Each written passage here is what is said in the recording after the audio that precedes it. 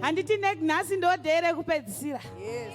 Saka tiri kuti kana ndasimudzwa naMwari kubva muguruwa ichava nhoroondo. Aiwa ndakanganisa.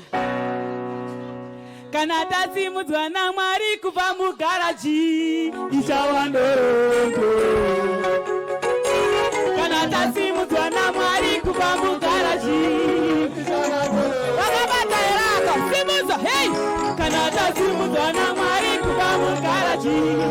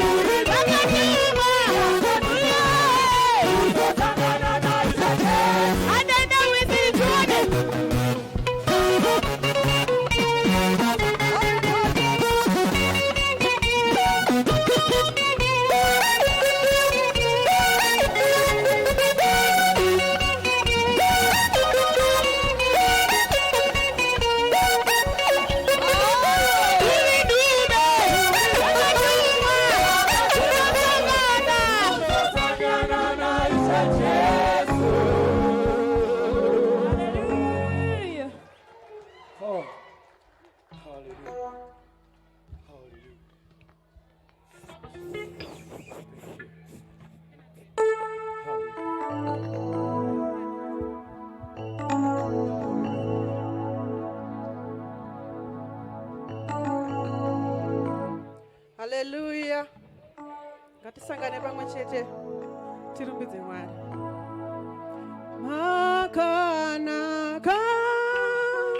makanaka, makanaka, mambo Jesu, makanaka,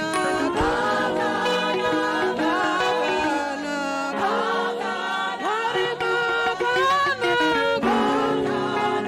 mambo Jesu.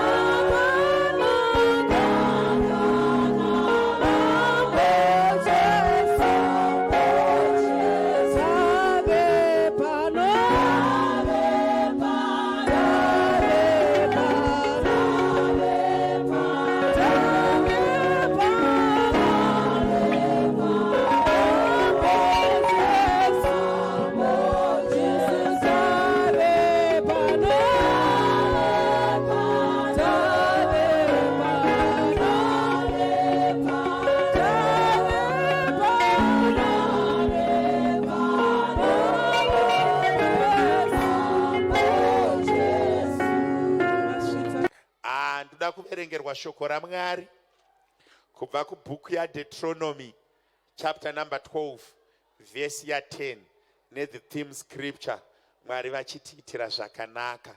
Sister Mishi, she is available this weekend.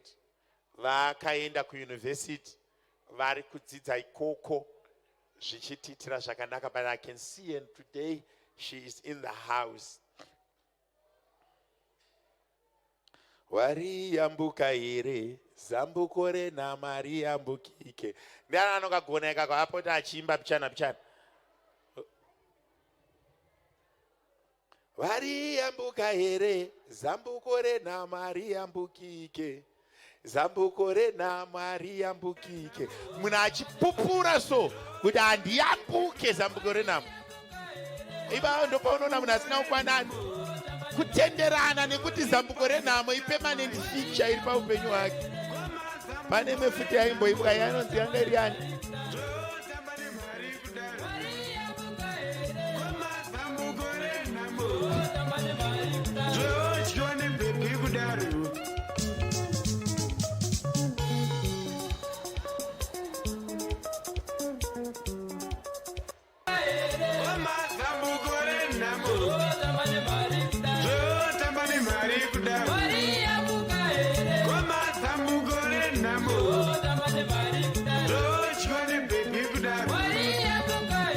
makandwa kani inoona kane vibe kanototambika but unenge usikazivi kuti uri kutamba chii.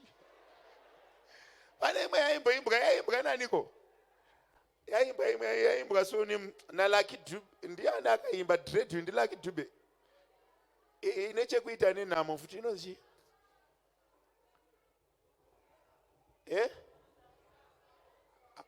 Born to Suffer. Unoona munhu ari kuimba Born to Suffer, achinakirwa kutenderana naye kuti akaberekerwa kutambudzika. Ndiverengere izvo shoko raMwari.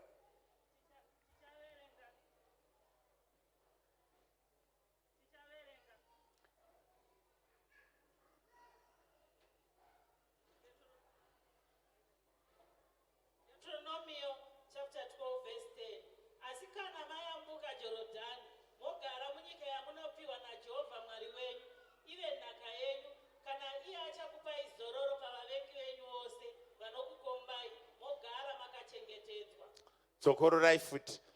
Jorodhani mogara munyika yamunopiwa naJehovha Mwari wenyu ive nhaka yenyu, kana iye achakupai zororo pavavengi venyu vose vanokukombai, mogara makachengetwa.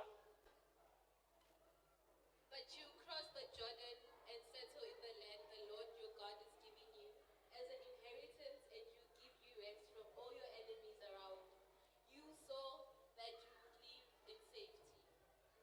Hallelujah. Mwari varopafadzwe kuverenga kweevhangeri. Theme scripture munhu wese anoiziva. Mwari verugare vachitiitira zvakanaka.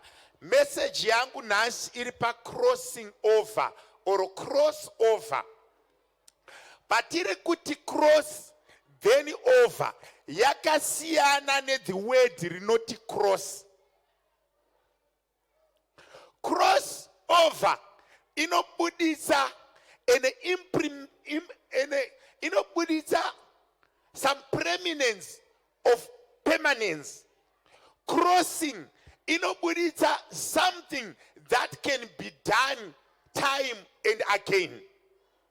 Cross means kuti pfuura anditi, ende kukrosa hakuna some permanent implication. Tinopfuura nhasi, tinopfuura zvemangwana. Saka kana uchinzi cross over, panotaurwa cross over, panotaurwa Jesu vanhu vari kuIjipita vakudzoka kuenda kuKenani. Panobuda futi nyaya yecross over. Hapana kubuda nyaya yecrossing. Panobuda chinhu chinonzi cross over. What are the features of crossing over? Feature yecrossing ine chekuita newe wega. You can cross up and down uri wega. But unonzwa bhaibheri pataverengesa kuna Deuteronomy riri kuti kana madarika rwizi maenda kunyika yandichakupai, Mwari achakupai rugare muriko uye okubvisirai vavengi, kureva kuti hapana kutaurwa nyaya yereturn. Pari kutaurwa nyaya yekuenda, hapana kutaurwa yekudzoka. Kureva kuti mafeatures ecrossover akafanana namai vakabata pamuviri vakaita mwana wacrossa over kubva kuhusikana nehumhandara havadzoki, kunyange vakageza zvinenge havadzoki kuhusikana, vacrossa vaenda kuhubaba kana kuti vaenda kuhumai. Haugoni kuti nhasi uri kuyamwisa panonzi vasikana simukai, tokuonai muchiti tutsoka tyari, maganga makrossa over, hamudzoki. Saka nyaya yekukrossa over ine chekuita nepermanence. Taurira munhu ari padhuze newe kuti pane dzimwe nyaya dzinofanira kuitwa cross over, dzisingafaniri kuitwa chinhu chinonzi cross. You must be able to cross over. Pane upenyu hwatinorarama, ukatarisa pese panoitika crossover, panoitika chinhu chinonzi transformation. Not only transformation, panoitika crossover, panoita mumwe munhu aripo anenge aine special power.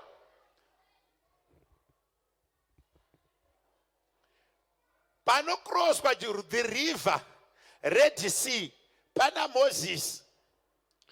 Panobva mukadzi muShunemi paungomwa pana Elisha. Panobva nhamo yemukadzi muShunemi, yemukadzi women of Zarephath, panokrosa nyaya yerufu nenzara pana Elijah. Kureva kuti pakaapiya chiso chemunhu waMwari muguta, ukaita encounter naye, nyaya dzako dzisina kunaka pamwaka iwoyo dzinofanira kukrosa over. Pane dzimwe nyaya dzekuti ukasangana nedenga tinofanira kudzidarika. Yetheme scripture yatiri kutaura kuti gore rashe ndo rakatendera vana Bhatimio kukrosa over kubva kuubofu kuenda mukuona, rikatendera vana Zakeo kukrosa kubva kuumbavha. Pane chinhu chinonzi cross over chinotora vanhu kuma situations avainavo chichivaendesa kune imwe new situation. Nesuwo sechechi katiri kucross over.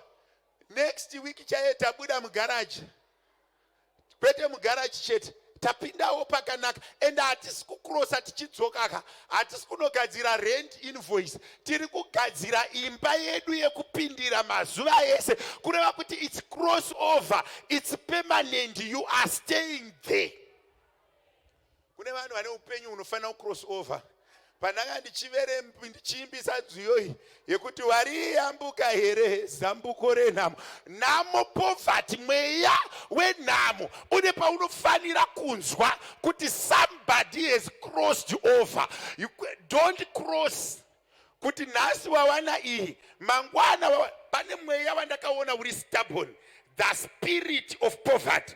Many people don't cross this spirit. Vanogara mairi kwemakore nemakore vasingazive chinokrosesa mweya wenhamo. Chinhu chinokrosesa mweya wenhamo pese panoitwa spiritual crossover, pane a man of God to administer that crossover. It's not done by people.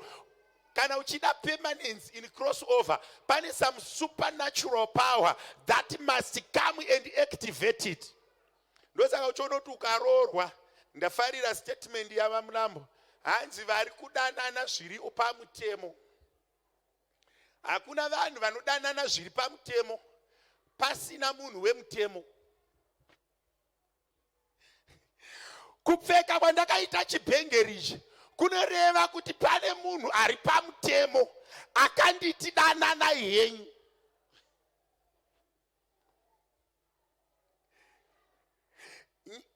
Sei wewe uchiona kuti vari kudanana ndimi asi munonzi sainai pepa rekudanana. mwana wamutakura 9 months obva abuda mudumbu mako uchiona so wopedza unzi nyora birth certificate to certify kuti ndevako, and haunyori wega birth certificate racho. To cross over ownership yemwana panoda an authority inoisa signature kuti uyu akunzi Shannon Jiriji. Why? Pano crosswa over panoda an authority inoendorse the crossing over. Ndaimbozvifunga ndikati sei zvinhu zvese zvine basa zvichinzi nyorwa ngazvinyorwe pasi. It means ndichitaura so mweya wangu uri kundiudza kuti pamazuva andiri kushumira samufundisi, I will not stay in Rudaport forever. That one is a reality. One day I will move on. Pane rimwe zuva tikasangana tikati welcome, chasara kuti goodbye. Rimwe zuva randichamuka ndichitaura kuti ndoda kutenda vandakashanda navo nevese vakamira nebasa raMwari panzvimbo ino. Mwaka wekuenda kumwe wakwana.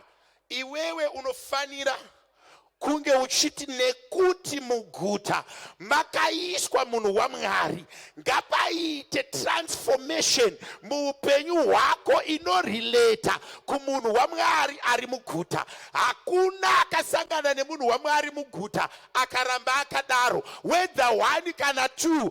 Ena unobvunza Rakabi Chifewe, zuva raakasangana nevanhu vaMwari vachipfuura neguta iroro, zita rekunzi Chifewe rakashandurwa permanently. She cross over from another life to another life. Kana ndaenda pamberi paMwari ngapaite dzimwe nyaya dzandinoti iyi Jehovha ndakaidarika nekuda kwezvakaitika. Ndine mumwe munhu ane situation isingafaniriwo kucrossa over. Haigoni kuenda kunew venue, kana haigoni kubuda mugaraji ichienda kunew venue.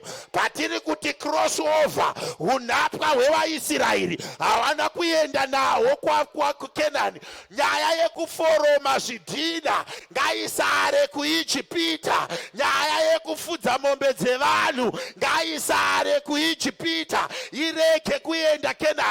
Kana maenda kunyika yandichakupai. Kuno munhu kuti akatarisa so penyu hwake anoti, can I cross over?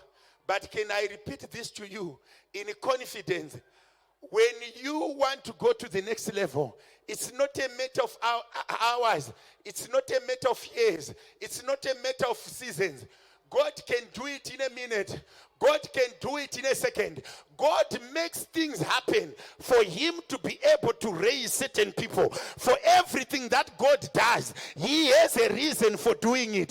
Patiri kuenda ku New Church, Mwari vane chikonzero chekuti kuite vamwe varume nevakadzi vanoti gore ra 2022 takaona Mwari. Why? Patakaona Mwari hatiregei kuramba takadaro. Cross over. Tendera vamwe situations ari muupenyu kupera pane paunofana kuti enough is enough, I need to cross over. Mwana vaDhavhidha, ndinzwireiwo ngoni, madarika neguta rino ndinzwireiwo ngoni. Ndine munhu wandiri kutaura naye ari kufanira kucross over, kwete nekuti pane zvaitika, asi nekuti ndinotenda. Simudza kutenda uti mwaka wekucrossa over wakwana, not crossing. Kune vanhu vanoita mapermanent, vanoita matemporary crossing over, wekuti haagoni kuenda ku next level zviri permanent. Ndine munhu wandiri kutaura naye mangwana ano kuti pane dzimwe tsika dzaunofanira kuti I am now crossing over. Nyaya yedu inogadzirwa mumhepo yomanifesta muphysical. Pandiri kuti cross over, kune masituations ataakuda kuyambuka. Pane mimwe mweya yataakuda kudarika nepairi kuti Jehovha Mwari verugare vave Mwari. Unoita pane chinhu wani chandakadzidza. If you meet the man of God and you believe in the word, you will go. Vanhu vakamira nekusatenda. Why Jesu paakauya akati vagore rakanaka rashe. Kune mapofu asina kudaidzira, asina kupora saBhatimeo. Kune malepazi asina kupora. Why munhu waMwari akapinda muguta akareva chirevo, ivo vakaramba vakanyarara. Pari kurehwa chirevo cheguta, iwewe simudza kutenda. Pari kurehwa chirevo chemwaka, simudza kutenda. Crossing over. Ngatimbokrosai mamwe maboundaries. Taura kuti apa Mwari ndakupadarika apa. This thing I'm crossing over. This thing I'm going to the next level. Pane pamwe pacho pandakambozviudza ndichitaura ndikati unoziva kuti chi kana makuenda ku next level, regai kugara patsika dzeurombo, regai kugara patsika dzekupema. Kana makusimuka, hausimudzwe nevanhu, unosimudzwa naJehovha. Hausimudzwe nevanhu, unosimudza kutenda. Jehovha worangarira kutenda kwako. Kana wakuenda ku next level, Bible wrote they purposed in their hearts. Iwe neni let's purpose kuti pane pamwe patakuda crossing over, not crossing. Nekuti tikakrosa tinogona kukrosa futi. Let's cross over. Ndine munhu andiri kunyatsonzwa kuti ari kuti apa ndepangu apa. Do you know kuti Bible rinoti tsoka dzevatsvene dzinorongwa naJehovha, asi hadzifambiswi naJehovha. Idzo dzinofamba, Jehovha wodzironga. Pakufamba kwadzo kune munhu anofanira kusimudza kutenda. Ari kuti pamwaka unoyu patiri panapa, we need to cross over.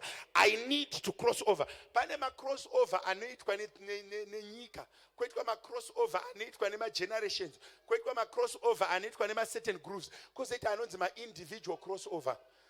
Unoita pane chinhu wani chandakadzidza that have haunted our generation and that has haunted black communities. It's called poverty. So many people don't cross the line of poverty. Why? Tinonyanya kugara patsika dzevarombo. It's so hard to budget sword, but it's very easy to buy sword. Pane munhu wandava kutaura naye. Bible rangu rinoti as a man thinketh, so he is. Kureva kuti mangwanani ano pane munhu anokufanira kusimuka. Paanototi inini I'm raising my standard. If you think of something consistently, Jesus has a habit of fulfilling that thing. If you think of something consistently, takatanga kutsvaga chechi kwenguva yakareba. Tikatora nguva yakareba tichitsvaga chechi. I had a dream church, I had a dream thing. And for over, chiri kukanganisa vanhu. Ukafunga the way we think in the negative, trying to achieve the positive.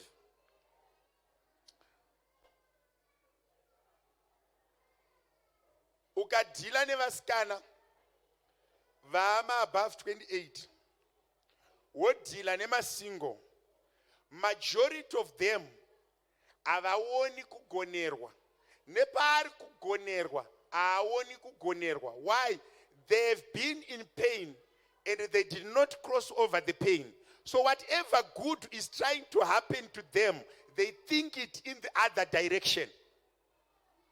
Ko akatiza, ko akachinja, ko akanditambisa. Hapana the freshness of the mind where someone is looking at positive things happen to them.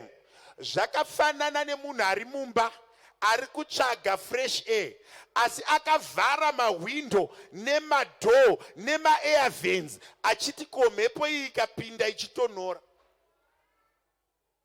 Mhepo ari kuida asi madhoo akakiya, mawindo akakiya, maair vents akanama, achiti mhepo inogona kupinda inotonhora. Haana kupa mukana wekuti panopinda mhepo yakanaka, ari kufunga inotonhora kana iri contaminated. NemuKristu ukagara patsika dzekusatenda, you don't create an atmosphere of a miracle because you are in a defensive mood. You are not in a the recipient mood. So many people and pastors who are not going to be rewarded positively by God. Why? We have taught people to give, but we did not teach people to receive. We spend most of the time badhara chegumi, bvisa mari, unza mission basket, but inobvepi kana ndisati ndagamuchira, inobvepi kana ndisati ndachibata. Mweya unofanira kugara mumunhu zvakanyanya, mweya wekugamuchira kudarika mweya wekupa, nekuti unopa chete kana wagamuchira. Kana usati wagamuchira haugoni kupa nekuti hauna chekupa. Vana vaMwari, gamuchirai, iva nemweya wekugamuchira, iva nemweya wekuti zvinoita, iva nemweya wekuti I can do it so that a miracle can happen. But mioyo yanga akazara kutenda kwekuti I can see again. Mwanakomana waDhavhidha, ndinzwirewo ngoni, that spirit to receive. Kune munhu anofanira kuzara nemweya wekugamuchira. There's one thing that I have seen. You can do a lot of good to a person. If that person does not have the appreciation spirit, anotokuaccuse pane zvakanaka zvacho zvauri kuita. Makambozviona here? Ukapa munhu chikafu kana asina mweya wekugamuchira, ndofunga chaexpire. Ukamubikira ukamuisira ndiro nyowani, vada kuti tione maplates avo manyowani, asi kuona chakanaka chaiswa pamberi pake, nekuti mweya uri maari hauna kujaira kugamuchira. Akapfekwa nememorying spirit, akapfekwa necomplaining spirit. Moyo unonyunyuta haugamuchire munana, moyo unonyunyuta hauende kure. Ndosaka vaIsraeri vakarumwa nenyoka murenje, vanga vajaira kushandiswa kwaIjipita. Saka pavakatanga kuwana zvakanaka, ropa ravo ranga risina kujaira zvakanaka. Ndosaka Mwari vakazoti kusiya kwaKarebhu naJoshua hakuna munhu akabva kuIjipita akasvika Kenani. Vakafira murenje, ropa ravo ranga rajaira zvakaipa. Ndosaka uchiona munhu achizvimba makumbo achimba, wariyambuka here zambuko renhama riyambukike. Paanoimba riyambukike ndo paanoisa mawatsi. Ipapo peconfession yekuti pano tinogara hatiyambuke. Born to suffer, I am born to suffer. Moyo neropa zvakagamuchira negativity, zvakagamuchira kusaenda kumberi. Ndaitaura nevamwe mai vane 14 years vasina kumbobata mwana. Ndikataura navo ndikati zita rangu ndonzi Alfred Jirichi, ndinogona kuti chibereko chako chibate mwana. Akati ndakamboenda kwaMagaya. Zvaedza kundiudza munozva kuti ari kundiudza kuti Magaya akatadza dumbu rangu. Maari hamuna chiri positive, akazara nerecord yekukundikana. Ndikamubvunza ndikati saka mavingei kana makabva kwaMagaya? Svika ndikutsvaga Mwari, saka chitendai, tendai zvamafambira. Can I repeat this? Tendai zvamafambira, gamuchirai zvamakumbira. Regai kukumbira mozviramba, regai kuzvifambira mozviramba, regai kuzvitsvaga mozviramba. Kana mazvitsvaga zvigamuchirei, kana mazvikumbira zvigamuchirei, kana mazvifambira zvitorei.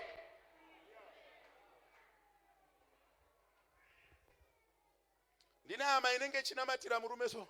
Ukanzwa ari mupureya akati muzita raJesu gore rino ndinororwa kungomiswa unzi baba imikwanai. Ndirege ndandafunda handisisina kukwana.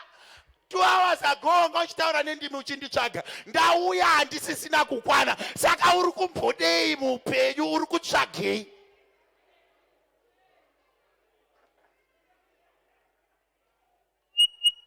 Do you know that many people ask and that thing is given, but they don't receive because they are not expecting to receive. They are.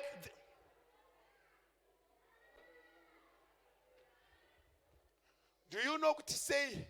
Vanhu vatema tichiimba vana born to suffer. Muzambuko renhama riyambukike. Sei tichifarira masongs iwayo.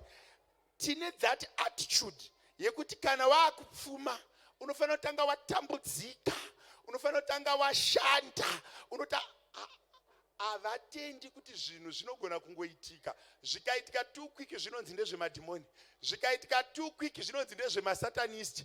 Iyezvi zviwani wedu ari pano auya netsoka akauya nebugati mangwana hatipindi imomo. Akaiwanepi munhu wataiswera naye nezuro tichifamba netsoka? Uyu ndo inonzi mashawi, aya ndo anonzi midzimu, idzi ndo dzinonzi mweya yetsvina, aya ndo masatanist. Asi tikataka kuimba tinaye Mwari wezvisha, unoona vanhu vachitsvetukiraso. But kana zvazoita mweya wekugamuchira hauzi pakati pedu. Unoziva kuti Mwari vada kutipa, but you receive as much as capacity you have created.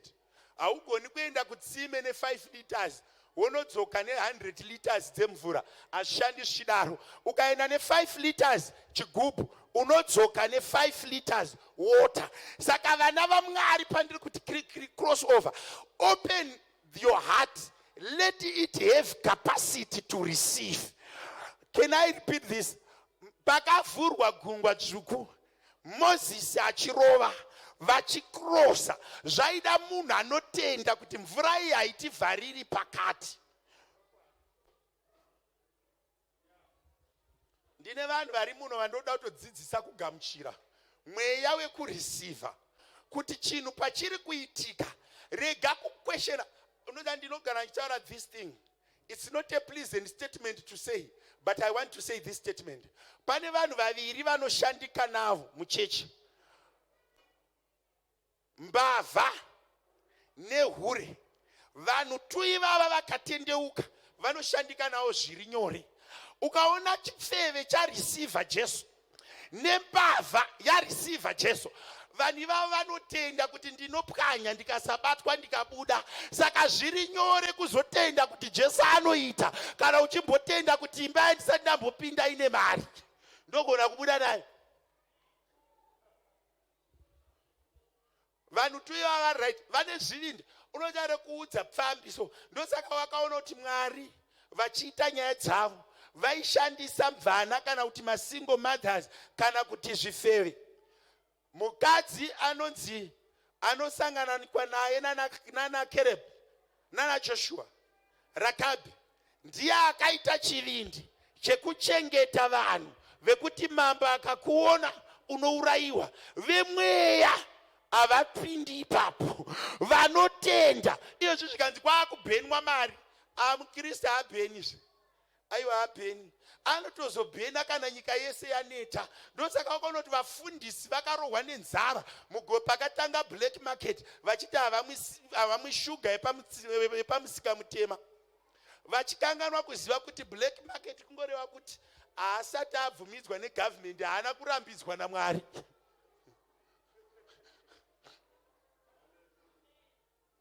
Not only that, pakatanga nyaya yekubhena mari chaivo. Mhuka dzandataura mbiri idzi, zvifeve nembavha, ndo dzakatanga kubhena mari because vagara vanotoba, vagara vari kutoita zviri illegal. Saka kuzoita zvimwe zviri illegal hazvivanetsi nekuti muDNA yavo zvisina kutenderwa ndo zvavakajaira. Unodaro zvakaoma kushanda nemuKristu wendini. Uchimutaurira kuti ngatiite business deal, haadi, anoda salary. Ukaona achisuka ndiro dzevanhu so akamba ndimi Ishe wemba ino. Unemba ipi iweyo? Idzo ndiro dzemunhu idzi ndo yauri kuti imba ino.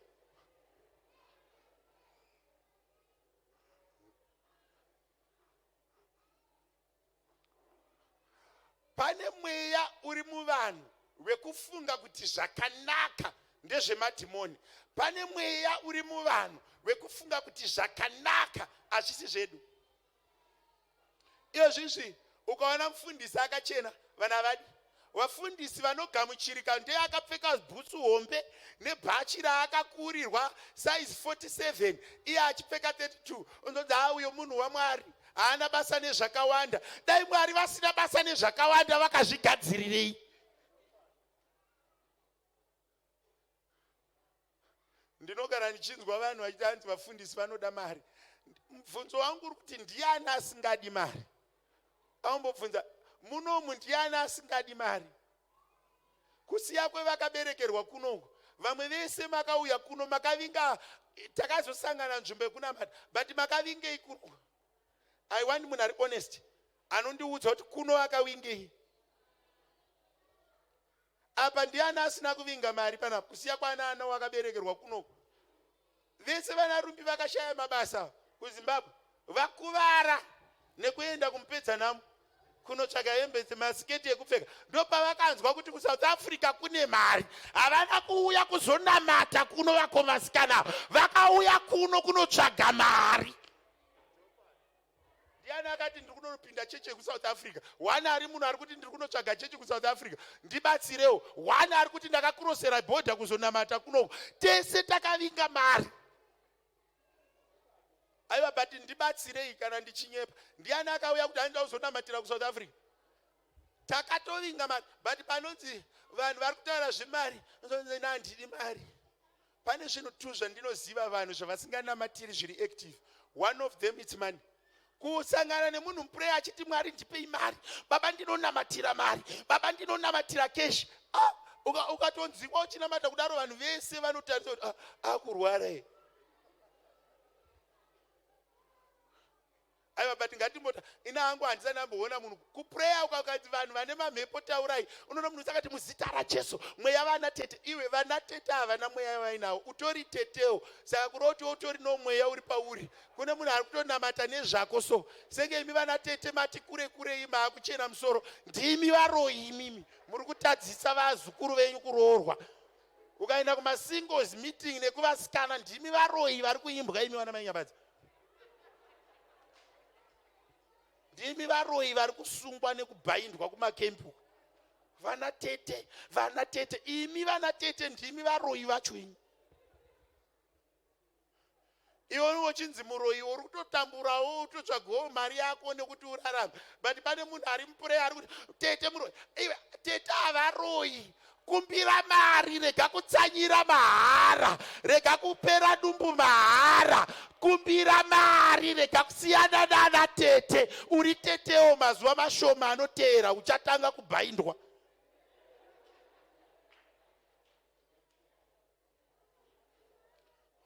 Munhu anoenda kukembi, musangano wese mweya vana tete. Iwe paunohura wega, tete havapo. Paunoita musikanzwa unoita wega. Zvimwe zvacho hazvina mweya mukati, zvine chekuita nepfungwa dzako. Chinja mafungiro, tsvaga mari, ziva chavakavinga panyika, urege kunetsana nehama. Munhu akakura hake apiwa makore akawanda naMwari, ndito tusingafi utu turi kubata dzimba dzedu. Do you know kuti maprayer atinoita mazhinji acho ari useless? Munhu anotsanya 3 days and 3 nights achituka mweya wemadzisekuru. Iwe vana sekuru vakatofawo vasina nenyaya yekuti havana kuwana access. Saka rega kuvatuka. Ende iwe uri kutuka sekuru usina kana bhutsu dzekupfeka. Mwana wemwana wako achakutukawo asinawo kana bhutsu dzekupfeka. Mugeneration yerudzi pane one anofana kuchinja vanhu maonekerwe avo semaitira aDhavhidha. Anoti arova Goriathi, zvonzi iwe nevekwababa vako hamuchabvisa mutero, maave mhuri yeumambo. Tsvagai zvinhu zvinoraramisa, regai kukirieta confusion kumafamilies. Izvi unoona handiti tiri muno, ndina mukoma vari kuno, ndine hanzvadzi iri muno, ndine munin'ina ari muno nemhuri yake. Ona mainini avo, maijirichi simukai, where are you? Vari mupureya vachibhainda inini. Tiri kushaya mari yedu, tiri kushandiswa nababa mukuru.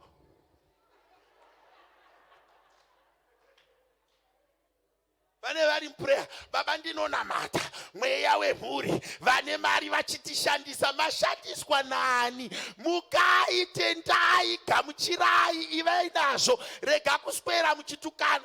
Ezvo unonzwa munhu aida anzi tiri kushandiswa. Muri kushandiswa nani? Crossover. Pane chimwe chinotanga haisi crossing over iri physical, iri spiritual and mentally. Cross over in the mind. Have a transformed mind. Have a renewed mind. Have a sound mind. Have a powerful, positive mind. Can I repeat this? Have a powerful, positive mind. Panzvimbo yekuti mainini vauye vagare neni pasi vati baba munini kuru toita sei, vanenge vari pasi pemuti vachitsvaga kundiso yekurega kushandiswa neni. Iwe unoda kutsvaga kundiso kumunhu asina bhutsu. Can I ask you again? Uri kutsvaga kundiso kumunhu asina bhutsu? Ini ndine vanhu vane zvivindi. Anoenda kumupostori anogona kunamatira pasina toilet. Munhu iye ane zvivindi. Anobvisa hembe musango wokuropafadza achitsvaga bathroom mumusango. Ini ndakadzidza chino 1. Kana ndaakukumbira nyasha dzekupfeka ndoenda pane ane hembe dzacho anoziva kuti kupfeka dzakanaka kunonakidza sei, kwete pane asina. Bhaibheri rinotaura richiti ndinokupai zvandinazvo, zvandakagamuchira ndinokupai, kwete zvandisina. Unotaura kuti kune vanhu vane rudo rwokuti anoti akatarisa mufundisi wake so oti gore randichaita mari baba vangu ndichavaitira zvakati. But as long as usina mari yacho hauna chaunoita. A wish is not hakuna anodya wish, uye hakuna anodya desire, uye gore randichaita mari. Iti mari ndipei mari, rega kutaura kuti gore iti. Pane vanhu vanofanira kuita crossover yementality. The power to receive. Ndiri kutsvaga vanhu vane mindset ino receive, vasingatyi. Unoona munhu akawana mukana kubasa wekuita mari akatarisa so, akatarisa futi ati izvezvi ngandisiyane nazvo. Pane fear ino override faith. Crossing over. Ini ndine vanhu vakauya muno muSouth Africa vandine mubvunzo navo. Unochinja kuenda kumupedza nhamu yekuZimbabwe kunotenga futi hembe dzemubhero munomu. Pane vamwe vanhu vanofanira kuzvibata pakufunga kwavo.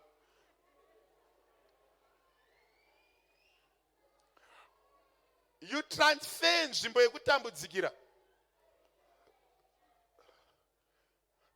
KuZimbabwe waenda kumupedza nhamu wonokotama. Kuno kunoonekwa uri pabhero rakawaridzwa zvinhu. Iwe muKristu ndopaurida umbosarura bhurauzi rakachipa. Saka unotsanyirei? Ini kune vamwe vanhu vandinoya social zoti uri kumbotsanyirei? Uri kumbonamatirei? Why do you fast? Mangwana unenge wakatsanya, uri kutsanyirei? Uri kutsvirei kana tii yacho isina shuga? Problem yako iri pai. Raise your faith. Uti Mwari kana muchiprovide, provide to me. Kwete kuzvinzwa pa next door. Mindset yevanhu ngai cross over. Mindset yevanhu ngaive renewed. Ndakati last week yomwe munhu akati baba ndiri kuenda kuinterview. Vandati muri kuda mari. Vanyora zvikanzi 2.5 and above. Hati muri kuda mari. 2,500 zvichikwira. Nandiri ine jovial mood kunamata. Nangokanda bhaibheri rangu pasi vandagara pasi pachicheya changu vandati Mwari batsirai munhu uyu atendeuke uyu anamati. Shuwa ukatarisa level yandiri ndinyengeterere 2.5 kana iwe wapiwa 2.5 wacho indinowani.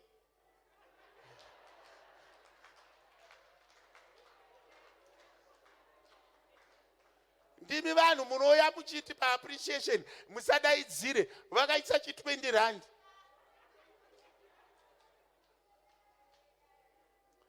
Aiwa ngatimbosiyanei neye kuenda kudenga. Inini wacho kana wapiwa 2.5 ndinowani. Raundo ndigira chidhiringi chakanzi Kora Kingsley. Ndapedza kunamata ndashimanda ndentimi ndaputika Wondigira chinhu chakanzi Kingsley.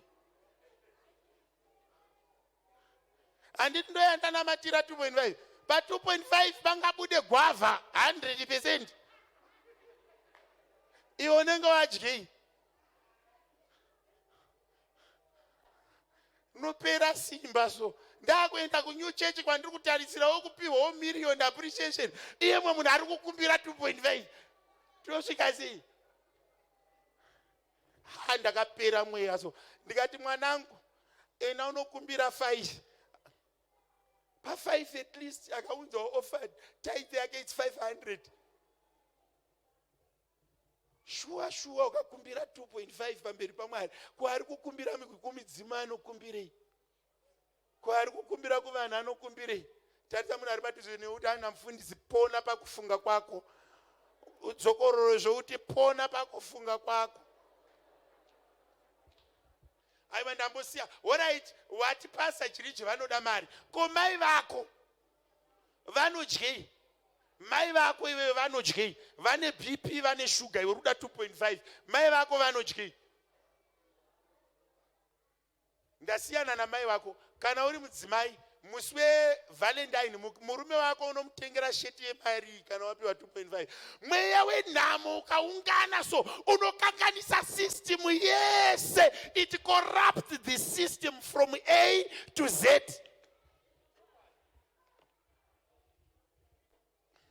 Mai vako vanodyei? Pane munhu anoda kuti ambo cross over mind. Ndaona baba namai mufundisi Matanda.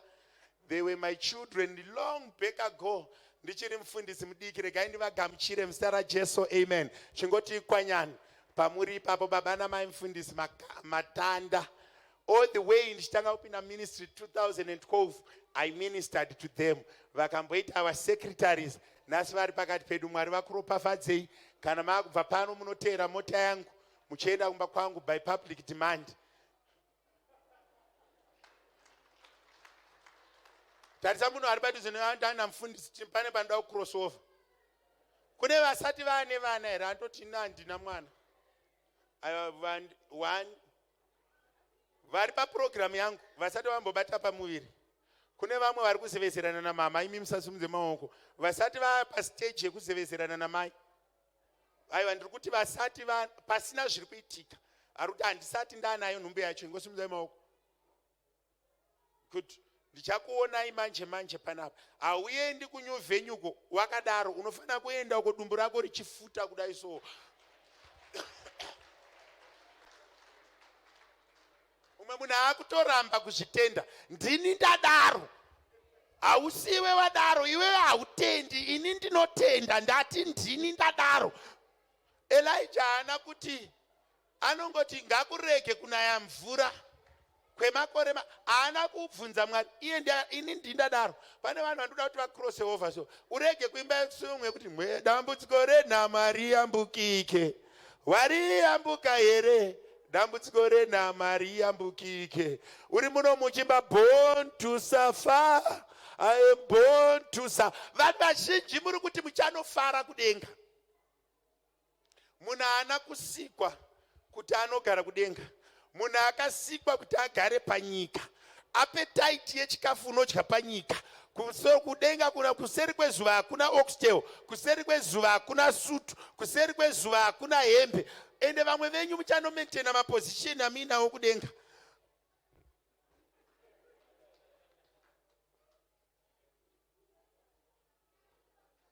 Ukavarairwa unonochengeta position. Pano mwana akazoona achiti hanzi uchanonzi idya mari yako yawakabvisa chegumi kudenga. Vamwe venyu muchadzokorora iyoyi yekuti kana uchitenga masamba unongotsvaka pakanzi no name.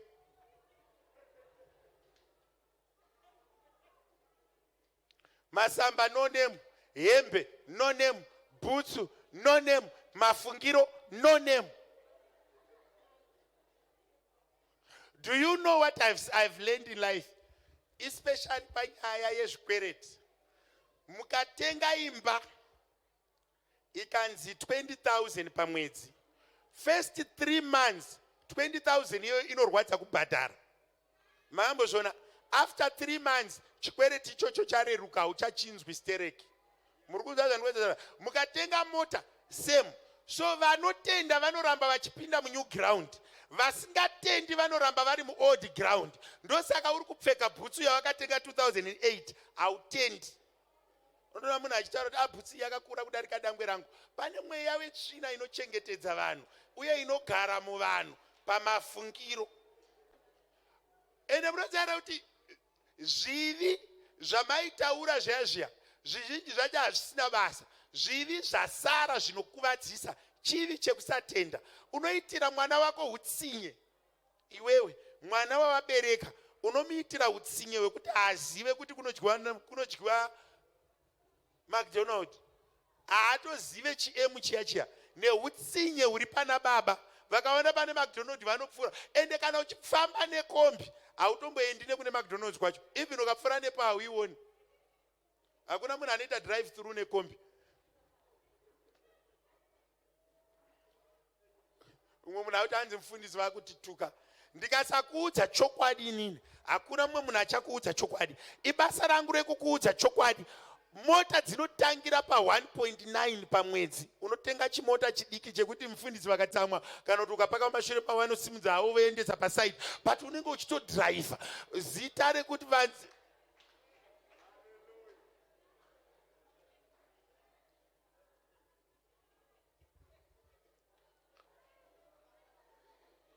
chimona mindset yevanhu vatema yakagara pa born to suffer, yakagara panyaya inonzi poverty. We don't cross over. Vanhu vatema vanotaura nendimi, vanhu vatema vanoenda kumakembi. Varungu havatauri nendimi, havaendi kumakembi, but vaine zvikwama zvavo.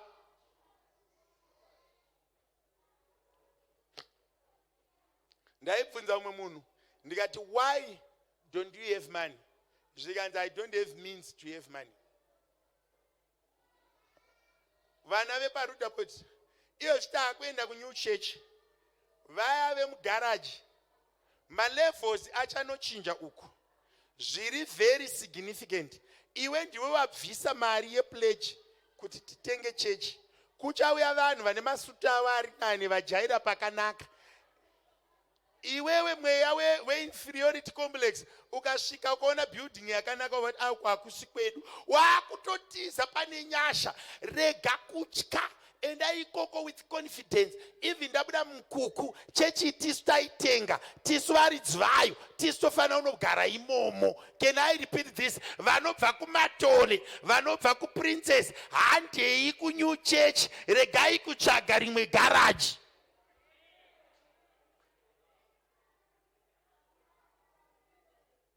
Munhu wekutoti isusu tingaende ene ndakupa zvindi kwamaifundisa hakuendwi nevanhu vane mari, kunoendwa nemunhu wese.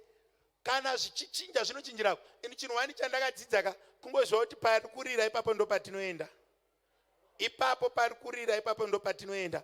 Ukaenda pasiri pane I want you to change, cross over even mhando dzeshamwari dzaunotamba nadzo. Iyo ndo imwe level inoda kuti munhu across. Unoona kuti shamwari neshamwari vari pasame level. Vese vane mabhurauzi maviri ekuchechi. Vese vanobvumirana kuti chitima, munhu akandibvisira train mumepo akandibatsira. Unoona munhu ari pagurupu retrain kuti yamira pakati inosimuka nguva yaka. Mwari vari kukupa yetrain, vatadza kukupa yeUber. Ndaizvibvunza ndikati, so sei vamwe vanhu vasingakuri? Havakuri because they don't take initiative to grow. If you want to cross over, take the initiative to grow. Growth is not something that happens naturally. It's something that you initiate, it's something that you think of, and it's something that you are willing to implement. Ndoda kupa typical example yemuchato. Kana vakuchata, vanhu vazhinji vanoisa dheti remuchato, vanoisa mari isina kukwana. Kune vese vakachata unozvinzwisisa kuti mari yemuchato inokwana 5 days before or a week before, kana kutochata zvinhu zvacho zvisati zvakwana, hazvitadzise marriage certificate kusainwa, unozonoti takaronga toda chicken nebeef, but pamuchato tadya beef chete, asi certificate rasainwa. Kureva kuti munhu anoita zvinhu haaiti nekuda kwemaresources, anoita nekuda kwemoyo unoda. Vese vakachata ndiudzei, ndiani ane zvinhu zvakakwana 2 weeks before? It's never. Zvinhu zvemuchato zvimwe zvinotokwana makuseni iwayo, pamwe pacho vakatogara kumberi kuya unenge uchitofunga kuti wekeke auya naro here, asi at the end muchato unoitwa. Even pakudanana chaipo, ukadanana nemunhu anokupa assurance kuti ndichakuroora, hakuna kana one. It's a gamble. Itori trial and error. Inoda vanhu vane zvivindi. Pandakaroora ndaomboziva kuti tichaita vana vatatu, ko akafa mangwana, dheti rekufa harizikanwi. Kungopinda kutozviona taakufamba rwendo. Taveko. Kunyepa. Ndiani aiziva dheti rekufa kwemunhu. Kana ende vamwe henyu vakaita advantage yekutozovana varume vacho vane mari. Isi takatodiwa tiine masilipazi. Saka zvokuti mafundisi vanodhiraivha. Itori nyasha. Vakatangira pamasilipazi eyero akabayiwa newaya. But ndinokuvimbisa manje, ukadanana nechimunhu chine mweya waMwari unogara zvakanaka. Pamwe pacho ndinongovachengetera kuti vakandida ndisina chinhu. Iwo mazuva anotera ndinovarova futi neimwe shamu yerudo. Ndikati gare ndovashapura neimwe shamu, ndikati gare ndovarova futi neimwe shamu yerudo. Hazvirambidzwe kana uchitenda kana mupfu. Zvimwezi munhu ratotanga kutsamwa. Panotaurwa zvakanaka ropa rako rinoshiringa, so unonzwa kuvaviwa. Panotaurwa zvenhamo unonzwa kusununguka, kunzwa kuti Jesu uri pano. Unoziva kuti zvinhu zvaunofarira, unoattracta things that you like. There is an attraction of things that are within you. If you are a weeping person, munhu anogara ane misodzi, ini chinhu wani chandinokuudzai muupenyu hwangu, ini nangu zvinhu zvakanaka ndozvida. I appreciate good things because I've been to bad things and I cannot return there. Kune munhu wandiri kutaura nezvake so. Ukaona mota yakanaka, unotarisa pasi. Ukaona iri kubva pendi, woti ndichaitenga gore rinouya. Tarisa munhu ari padhuze newe. Umwe haatofungi zvemota, haufungi zvelicense, haufungi zvemota, haufungi zvefa, unongofunga zvepawn shop. Ndine foni yangu panapa, ndiani atora foni yangu? Ndakuisira audio. Unzwa kuti vafundisi vanoti chii? One of my beloved pastors, paakaona tatenga chechi, akandisira message. Ndoda kuti uone ukama hwetsvina naMwari zvichibva pavafundisi. Ayo ine simba mudhara ndeyekuti even usati wanamata Mwari wacho anenge atotanga kukufarira kare kuti uri panzvimbo yakarongeka mwanangu. Mweya haanetse kufamba kana pakarongeka kudai. It's excellent. Excellent. All right, mirayiro yeagadress. Thank God for the grace. Ayo ine simba mudhara ndeyekuti even usati wanamata Mwari wacho anenge atotanga kukufarira kare kuti uri panzvimbo yakarongeka mwanangu. Mweya haanetse kufamba kana pakarongeka kudai. It's excellent. Excellent. Tinokudza Mwari. Thank God for the grace. We thank God for the grace. We thank God for the grace.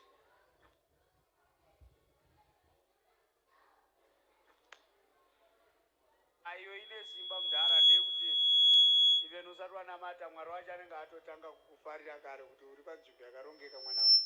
Mweya haanetse kufamba kana pakarongeka kudai. It's excellent. Tinokudza Mwari.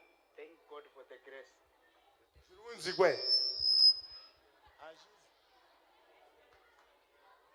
Ayo ine simba mudhara ndeyekuti even usati wanamata Mwari wacho anenge atotanga kukufarira kare kuti uri panzvimbo yakarongeka mwanangu. Mweya haanetse kufamba kana pakarongeka kudai. It's excellent. Tinokudza Mwari. Thank God for the grace. We thank God for the grace. We thank God for the grace. Ayo ine simba mudhara ndeyekuti even usati wanamata Mwari wacho anenge atotanga kukufarira kare kuti uri panzvimbo yakarongeka mwanangu. mweya haanetse kufamba kana pakarongeka kudai. It's excellent, excellent. Mazvinzwa? Hanzi mweya haanetse kufamba kana pakarongeka. Pakaita tsvina mweya anonetsa kufamba. Can I repeat this? I want you to cross over in the way you think, in terms of money, in terms of family, in terms of your spouse, in terms of your child. Can I repeat panyaya yevana? Kune mumwe munhu wandakanzwa achindiudza zvikanzi ndiri kuenda uko kunonzi chii uko kusango uko kuvhumba maramba pungwe. Ndoda unovakira vana vangu imba kuzumba maramba pungwe. Mwana ambopinda muJoburg ona freeway iwe unomuvakira imba kuzumba. Wakakwana here. Aiwa, but guys, ngataurirane chokwadi chiri fair. Mwana ari kugara mumagetsi adya space odya Nandos wonomuvakira imba kuzumba. Kune madhongi nembwa dzisina mamvere nenzara ndokuona unomuvakira ikoko chiti ndiri kugadzirira vana vangu nhaka. Iwe kuenda kuzumba nhasi uchishandisa Blair toilet. Ndakabvunzwa nanga zvikanzi where do I flush?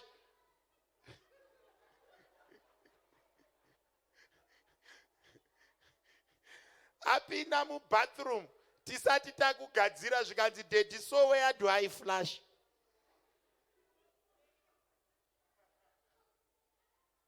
Iwe ndo pauri kuita moyo woti hanzi vasikana vangu ndiri kuvavakira imba kwamurehwa. Pamwe pacho ngadzikwane so unyatsokwana pakucrossa over kwako. Iyo inonzi crossing, haisi cross over. Ukaona uchiri unovakira mwana wako paruzevha pasina magetsi uchiti uri kumugadzirira pekugara kana kuti uri kugadzirira retirement yako kuti uri kudazve kuzoisa saga pamusoro pedhongi zuva raucharitaya uchibuda muno muJoburg wabuda pachechi yakanaka wonoritaya uchienda upfu ukagaiswa nedhongi. Do you know what happens? Pamune maakubika munosangana nemvere dzedhongi 1 or 2 muchibatsirana muchienda kumberi. Ndo mode of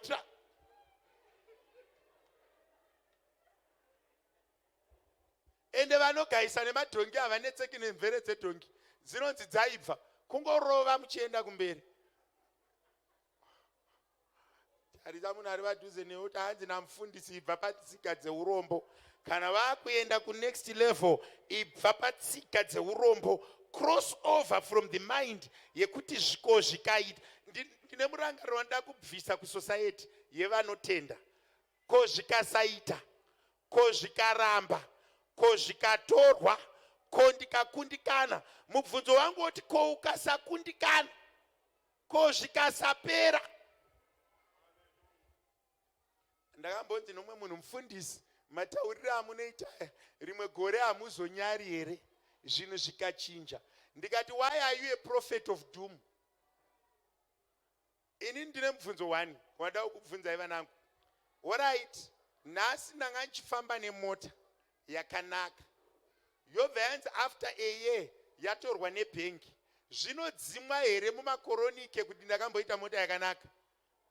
Zvinodzimwa here? Alright, kune vari kutsvaga varume uri kuti ko ndikarambwa.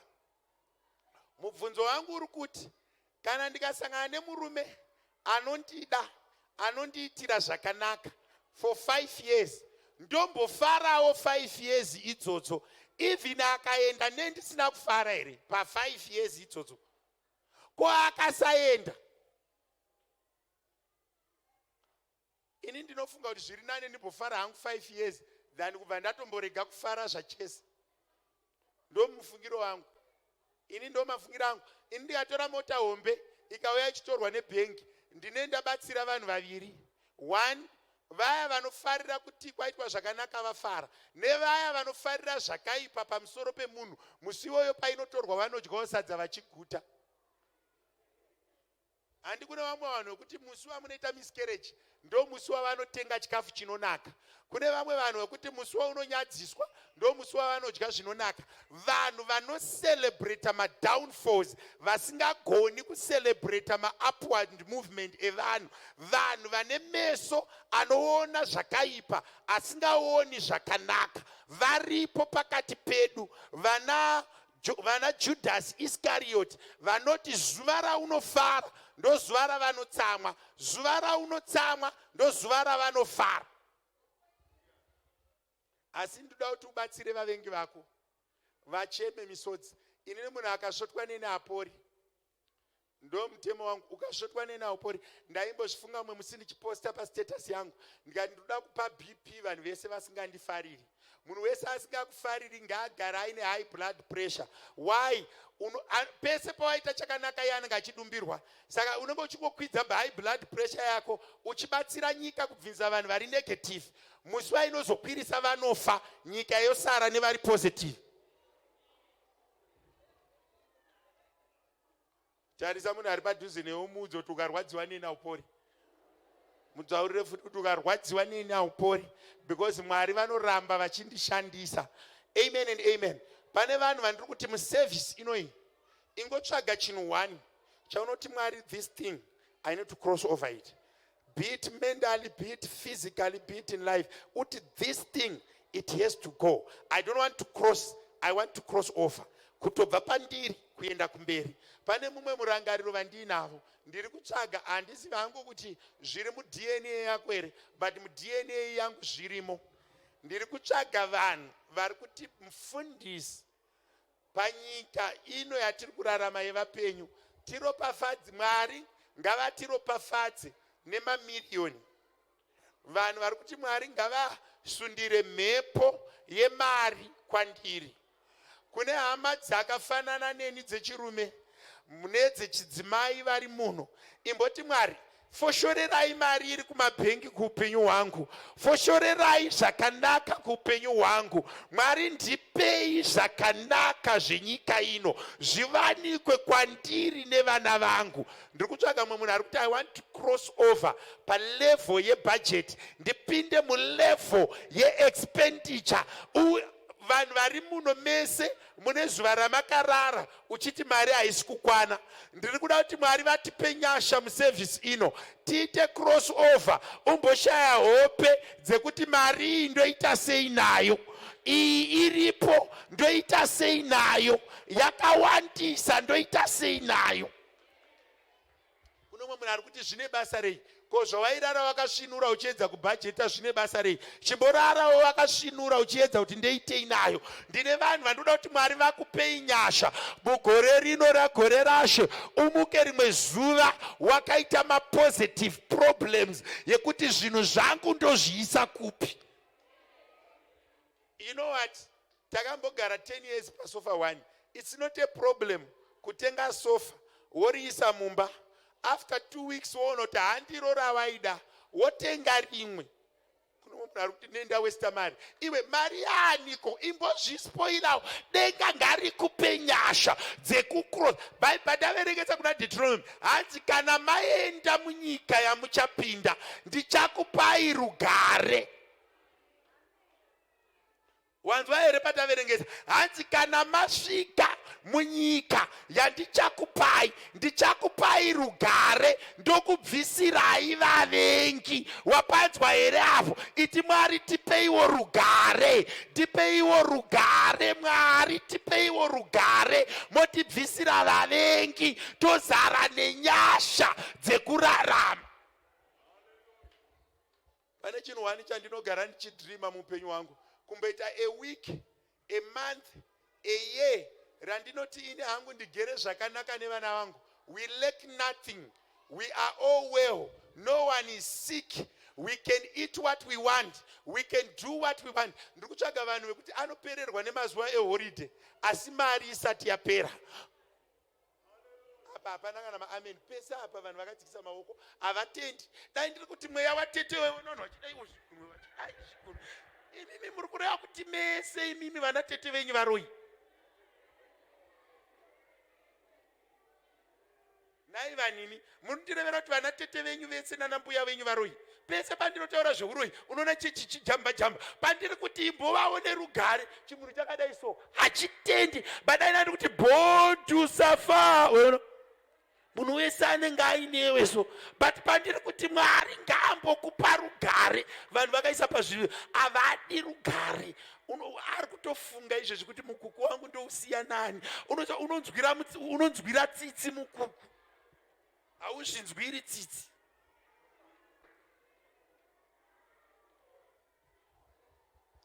Unoziva here kuti unogara mu1 room.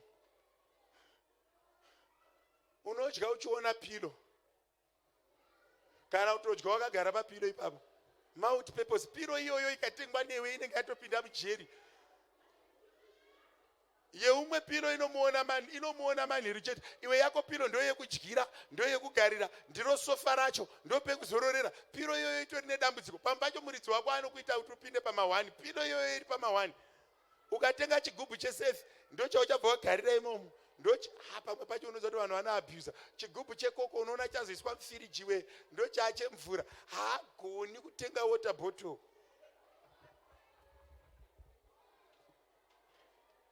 But pandiri kuti ivai nerugare, munhu iye akanyarara kudai so.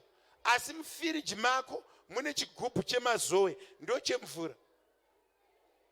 Pandiri kuti ivai nerugare, dzakadai so.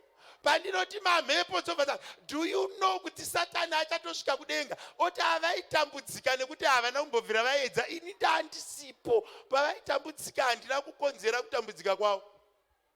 Satani chaiye. Unoona munhu akatanga kubhainda mweya yetsvina so, but mindset yake, ini ndinofunga kuti madhimoni ari over exaggerated. Mweya yetsvina iri over exaggerated. Chinhu chatadzisa vanhu kuenda kumberi haasi madhimoni, mafungiro. They did not change their mindset.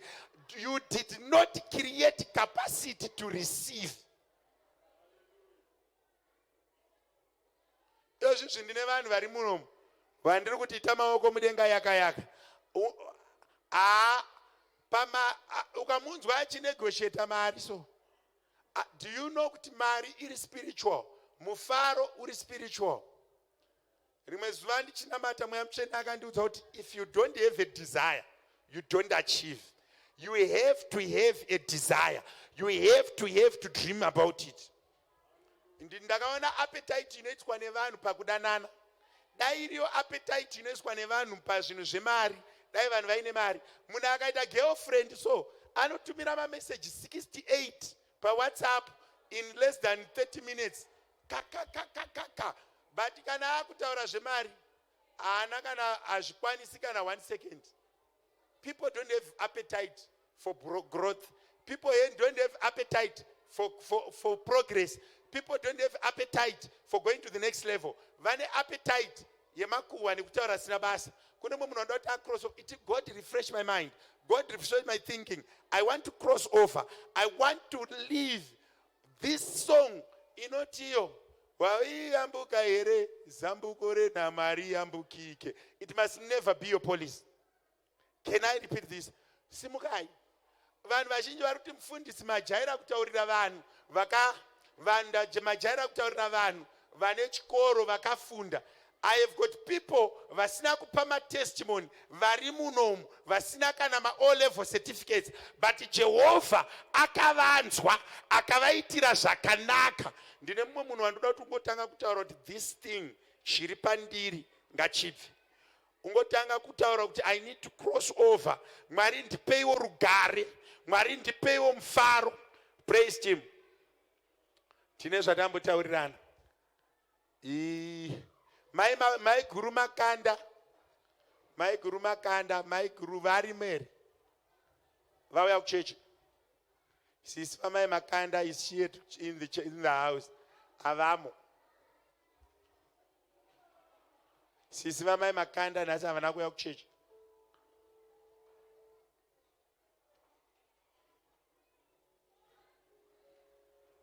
Dai vanga varimo ndanga ndichida kuti vatore mwana.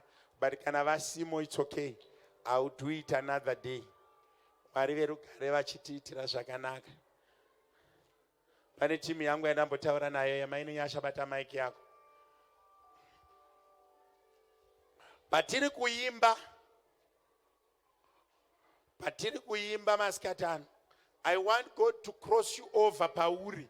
Kana uri usingo ngaubve, kana iri barrenness ngaibve, kana iri nhamo ngaibve, kana zvese izvi zvisiri pamusoro pako, Mwari ngaakubvise palevel yauri uende kune imwe level. Mwari ngavakupe rugare masikati ano. Nyasha dzekurarama ngadzive pamusoro pako. Ndoda kuti Mwari vakupe simba rekurarama. Alright, ndikakuendesai mudeep worship kune vanoda kumutswa. Rumbimbo imba yako ndinopfuura nepandinoda usati tapa maine nyasha. Maikuru makanda havana kuuya kuchechi nhasi.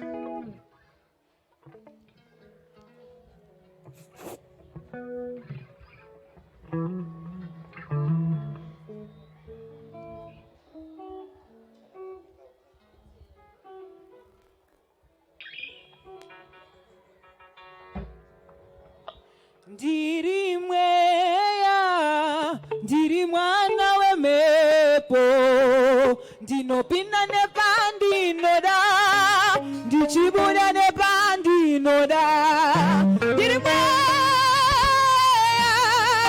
ndiri mwana wemhepo, ndinopinda nepandinoda, ndichibuda nepandinoda.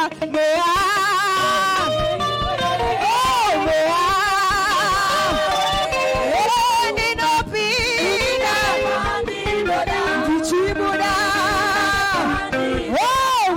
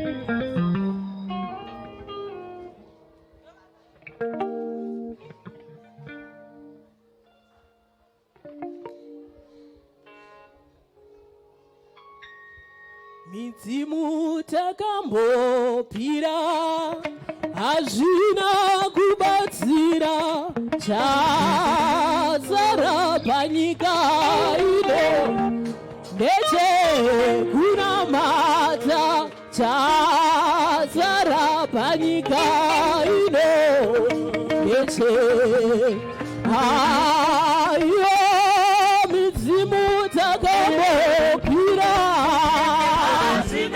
hazvina kubatsira chazara panyika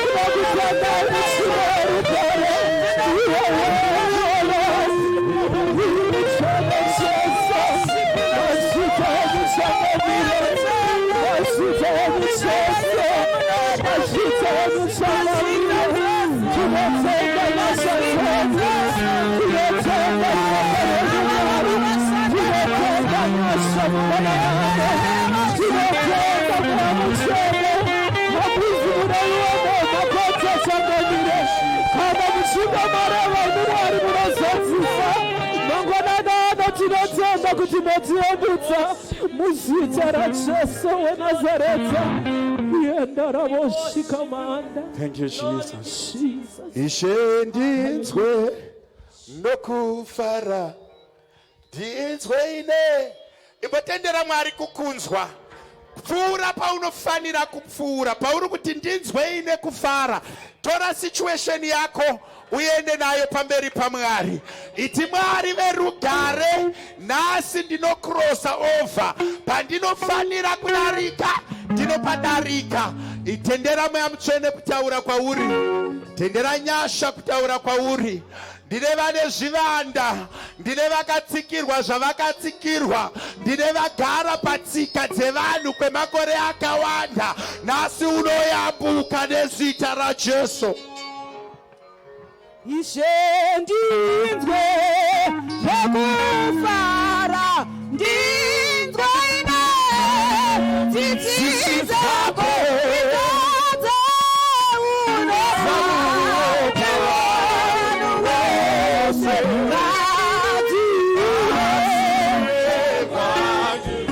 ameni ngadziuya